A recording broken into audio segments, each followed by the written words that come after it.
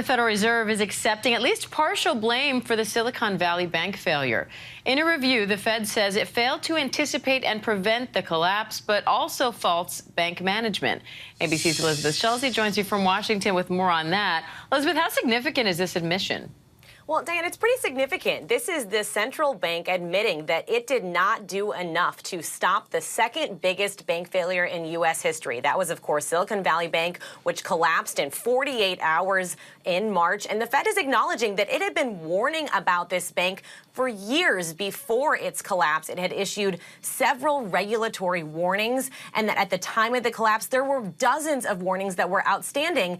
And yet the bank's management did not do enough to address those, and the central bank itself did not do enough to get them to fix those. So this is a really kind of scathing look at the fact that supervisor didn't see, even if they saw the risk coming, they didn't do enough to stop it. Ultimately, that created this whole turmoil within the broader banking industry amid questions of if other banks would fail. We did then see this failure of Signature Bank, and there's continuing to be turmoil in the banking sector in the wake of these questions.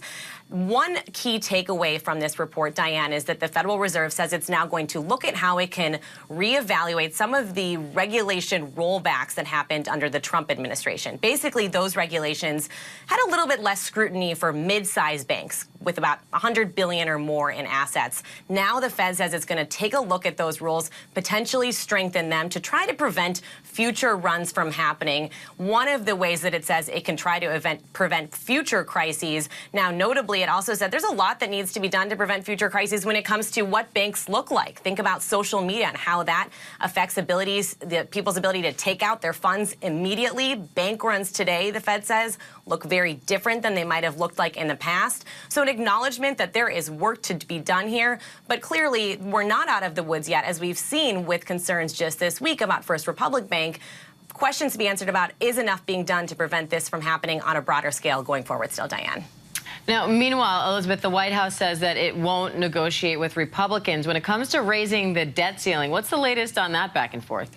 Well, this back and forth continues to be an absolute stalemate, Diane. The White House really digging in on its position that it will not negotiate on a bill to raise the debt limit with any association of budget cuts attached. So basically what the White House says, it wants Congress to raise the debt limit, allow the government to pay its bills, as has been done dozens of times in the past under this administration, under previous administrations. But House Republicans are standing firm and saying they're not going to raise the borrowing limit to pay past bills until future spending cuts are also addressed. And of course, we saw this week that House Republicans actually passed a bill that would raise the debt limit and deeply cut government spending. The White House really saying that bill's a non-starter for them. They don't even want to engage on the possibility of President Biden sitting down with House Speaker Kevin McCarthy until there is this kind of standalone measure passed in the House and ultimately in the Senate to raise the debt limit. And the president says that's at the point we could talk about future spending cuts. We can sit down and have a conversation. You know, both sides continuing to dig in here, Diane. And the reality is that the date that the U.S. could default on its debt, which has never happened before, is only getting closer every day as both sides really take a hard line on their positions. Elizabeth Schulze in Washington for us. Thanks, Elizabeth. Hi, everyone. George Stephanopoulos here. Thanks for checking out the ABC News YouTube channel. If you'd like to get more videos, show highlights, and watch live event coverage, click on the right over here to subscribe to our channel. And don't forget to download the ABC News app for breaking news alerts. Thanks for watching.